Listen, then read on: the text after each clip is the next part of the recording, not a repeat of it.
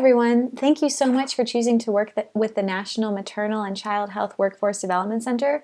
We're really excited to be working with you. And also thank you for gathering your team today for this meeting. So we would like you all to work through an activity called the 5Rs and then bring this activity with you to the Learning Institute for those of you who are traveling to Chapel Hill. We think that this activity will serve as a really nice way to gather input before you travel and then as a jumping off point once you're here for the Learning Institute. And this video is going to describe the 5Rs and walk through an example, but your facilitator actually has the directions to walk you all through the activity. So we'll start with some objectives. The 5Rs is really going to help you refine your focus as a group, and we hope that it gives individuals an opportunity to reflect on a system that shapes the problem that you're interested in and write down what each individual thinks is most important without feeling overwhelmed by all the pieces in a system. And the 5Rs also allows us to combine individual insights and give an opportunity to hear everyone's perspectives and work to develop a comfortable shared vocabulary. And then once everyone has been able to think about and share each of the pieces of the 5Rs, we hope to produce a integrated version of the 5Rs that allows us to appreciate the diversity of individuals' knowledge and refine the focal problem for a group. It will also help potentially identify additional stakeholders to talk to or see gaps in our collective understanding of a system that we could answer by doing some more information gathering. So it allows for individual reflection on a system and then builds group understanding and insight about a system. So just a couple definitions to start. We consider a system a collection of parts that interact with each other to form an interdependent whole. And there's lots of different examples of systems. So one type of system is a man-made system, like the inside of this watch. Here you can see there's lots of different parts that interact to produce a watch. You can also consider a tree as a system, as a kind of biological system or natural system. And then social systems like families or companies are also considered systems. And all of these different kinds of systems can interact and work within each other. And when we think of social systems, for example, like families, we want to also think about what are the sets of factors that influence what happens within those systems. So if we're thinking about the social and emotional well-being of family members, what factors are important to think about and how are they related in this system of people and the dynamics between them? So we think of systems very broadly.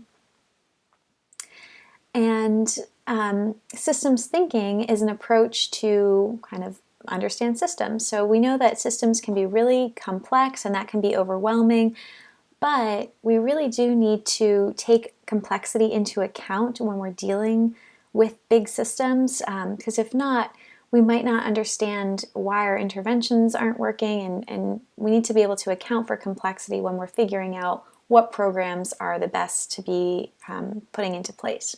And so systems thinking is a discipline that allows us to see wholes, and it's an interdisciplinary field that studies the interconnected factors that shape behavior in systems in lots of different domains. So systems thinking is applied to nature, business, science, public health, and society.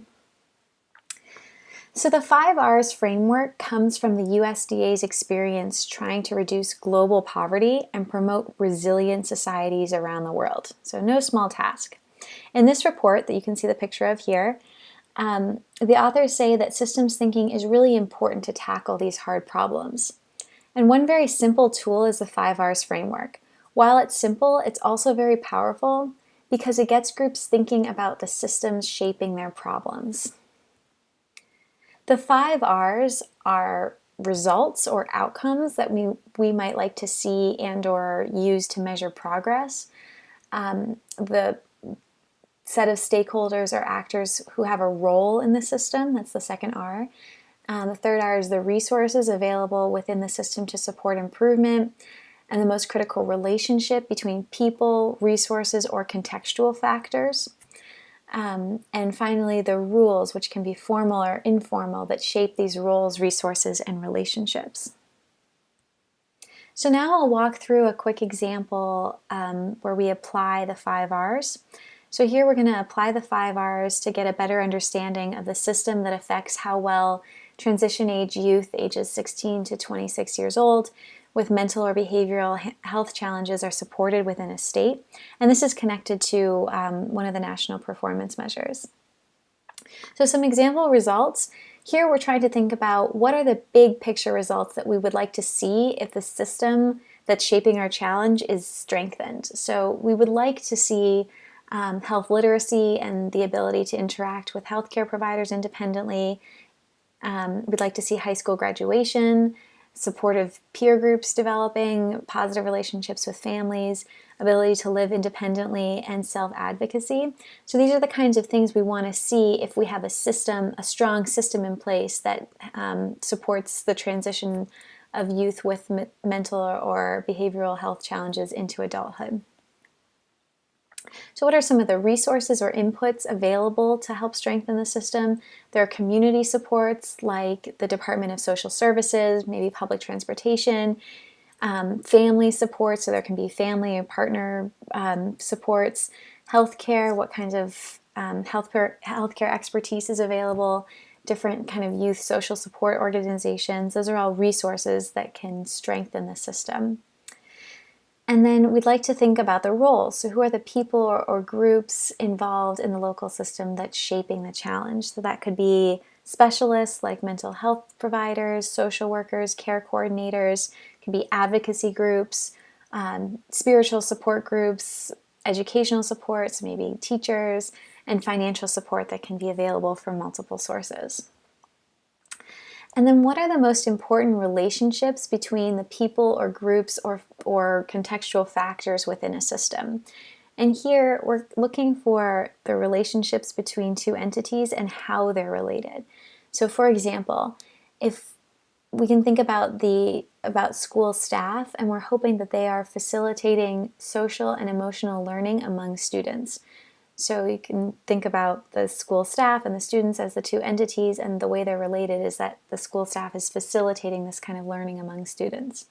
Another example relationship here are that early adults, ages 18 to 26, need access to health insurance that has well visits and mental health care, so it can be accessed as needed. We'd also like the juvenile justice system to be able to coordinate with community-based mental health. And so those are some example relationships within the system that's shaping the issue that we're considering here. And some example rules. So here we're asking, what are the rules governing what happens in a system? There could be rules about information sharing around confidentiality, for example. There might be eligibility rules for certain programs or age limits, so at a certain point a youth transitions out of a program. There can be politics, which can influence budgets and other things, and there might be cultural norms that influence kind of the system that we're considering. So that was an example of using the 5Rs to think about the system that affects how well transition age youth with mental or behavioral health challenges are supported within a state. So now it's your turn. Please work with your facilitators to work independently to come up with some responses to each of the 5Rs, and then your facilitator will help integrate all of your thoughts together. And we'd really like for you to bring that integrated version to the Learning Institute in Chapel Hill. It'll be a really nice jumping off point for some of the discussions that we're going to have. And we also hope that this activity that you're going to do now will help refine your group's focus and make sure that the travel team that's coming to Chapel Hill has had an opportunity to hear from the broader team of you all today. So thank you so much, and have fun doing the activity.